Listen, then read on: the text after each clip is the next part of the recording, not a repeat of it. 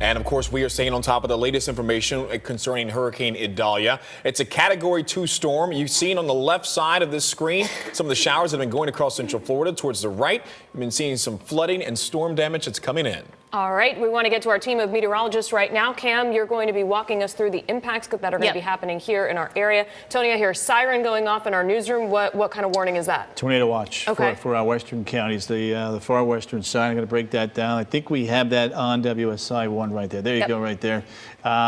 We'll check northeastern Lake County. It looked to me like that portion of Lake County wasn't in there. What tends to happen with the county fills, guys, is it fills in the whole county when it sees any portion of the county. But basically, our westernmost areas there are the ones that are going to be watching Ocala, the Villages, Leesburg, Wildwood, Claremont, Winter Haven, just to mention a few. Northeastern Lake County will watch you, but if we did this as a polygon or a rectangle, I'm pretty confident that that portion of the area there probably would not be highlighted. So again, sometimes with these county fills, it goes a little bit to the east of that. I wanted to show you the surf before it gets too dark one more time. A testament that the storm is coming and the surf is going to grow, and that storm surge is going to be problematic here, especially now with a clear eye forming now over the last hour or so. You can see the magentas building in around that northern eye. Once that fully wraps around, I'm pretty confident that we're going to have a major hurricane, and I don't think that's very far from where we are right now. Pressure 965, seeing reports in the low 960s on a couple of sites. Still going to try to make sure that that is accurate. Again, you take a look at the tropical advisories. Just because we've tightened up the cone doesn't mean we're out of harm's way. And a good testament to that is the warnings and now that tornado watch that's currently in effect for our westernmost communities. Again, because of this right here.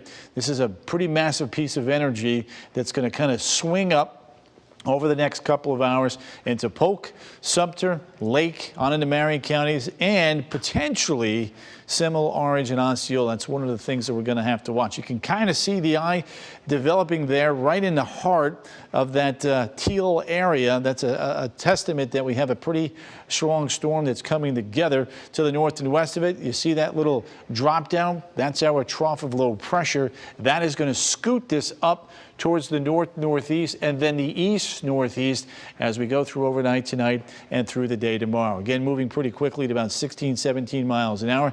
The winds are starting to pick up on the north and the east side. The Tampa Bay area now gusting to 40 miles an hour. A different way to show you the winds expanding. You can see the Tampa Bay, Fort Myers area getting scraped down by these tropical storm force winds. The wave action, as we've been showing you, continues to build northward. That's another thing that we're going to monitor.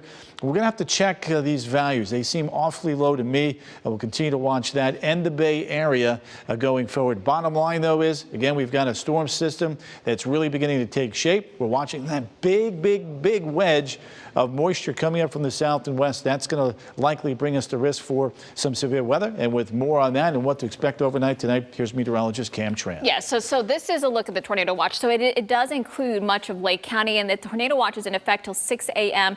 tomorrow morning. So it includes our western county. Chief Meteorologist Tony Manolfi was reading up on the discussion, and it had a high likelihood that they were going to issue a tornado watch, and they sure did there. So our far western counties, we've been talking about that threat for severe weather all afternoon and actually all week, really. And again, tornado watch in effect, you can see for our western counties, including Marion, Sumter, and Lake, and Polk counties till 6 a.m.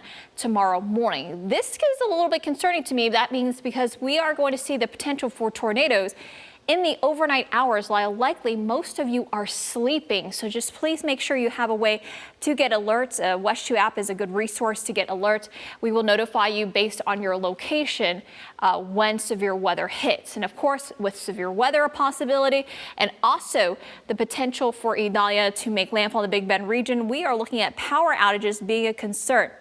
Widespread power outages expected for more of the Big Bend region for us here in Central Florida, likely especially for our far western and northwestern counties.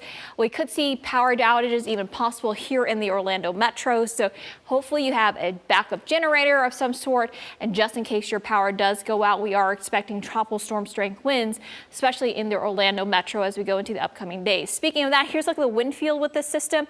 Here's a look at 1 p.m. Wednesday when the system's already moving inland. even though it's moving towards South Georgia, the wind field is so large that we will still be dealing with tropical storm strength winds even as we go through the day on Wednesday. But the worst of the winds should be early in the day through about lunchtime. Once we go past dinner time tomorrow, that's when we should start to see the worst of the winds move on out, because you can see by 8 o'clock, Idalia will be moving towards Savannah and the Charleston area, moving away from us, and that will allow some of that pressure gradient or the winds to slack off a bit. So the worst of the winds will be tomorrow morning through about the late afternoon, but once we get into around 7, 8 o'clock after dinner time, the winds will start to subside. So be prepared for power outages being a likelihood, especially as we go through the day tomorrow. Tomorrow is a first warning weather day due to the threat of severe weather, heavy rain, gusty winds, and possibly power outages.